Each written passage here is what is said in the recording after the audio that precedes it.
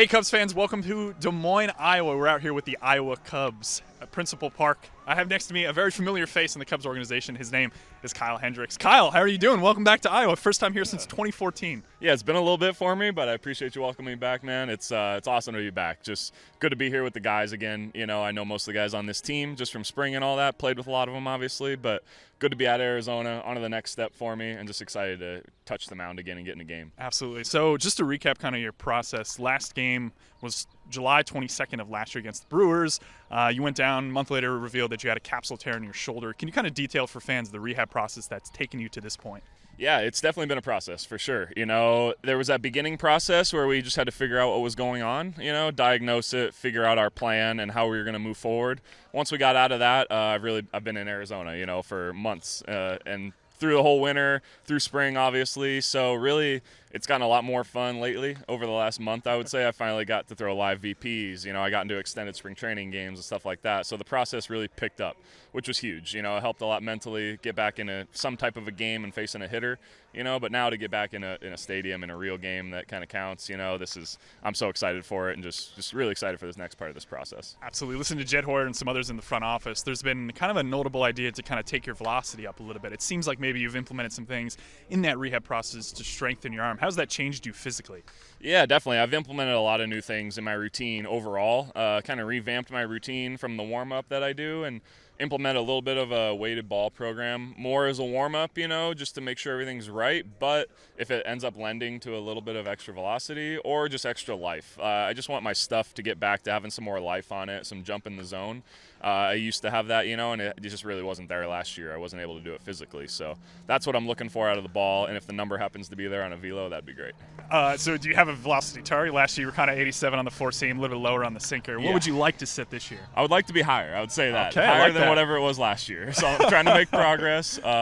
You know, we've been focusing on numbers just to get feedback. It's good mentally to be able to do a throwing program and have the numbers behind it to back it up, to just, you know, have that consistency day in and day out, to know how you feel is connecting to the numbers that you're putting out.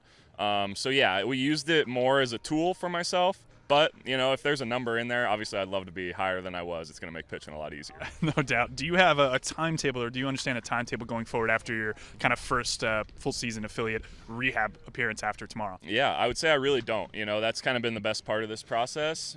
It's a hard part of it, but, I mean, you just take it day to day. You know, we had an overall plan, but once we got to this point, it was get through a few extended games, see how it feels. Once I hit 3 innings, then ship out. So now that I'm here, I'll start with 3 innings tomorrow.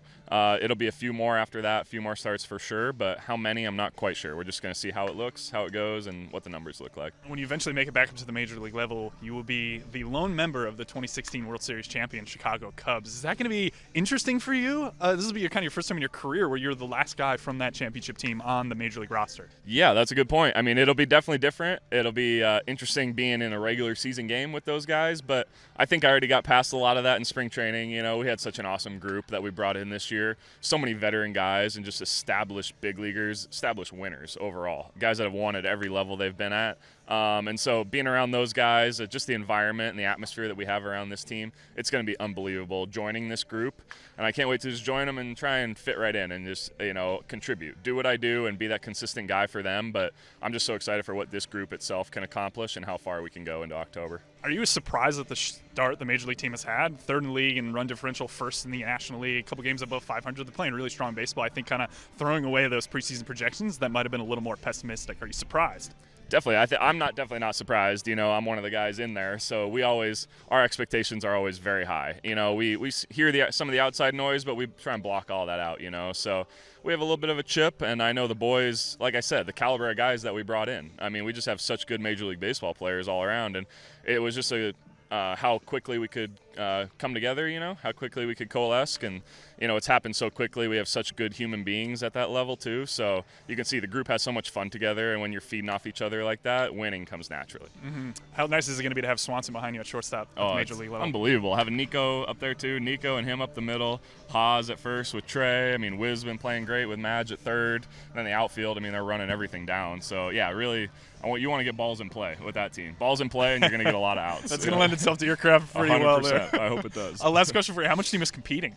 That's the part I've missed the most, to be honest. You know, you don't realize it. You're in it every day, and it's just part of your life. And then that gets taken away from you, you know, and you get back into it, like even an extended spring training game and getting that little bit of competition of facing a hitter. I didn't really notice how much I'd missed it, you know. So that's probably the part I'm most excited for, is just being back out here and being able to compete with my guys again. Kyle, thanks a ton for joining us. We hope to see you up at the major league level soon. Good luck with the rest of your rehab. Thanks so much. Yeah, appreciate it.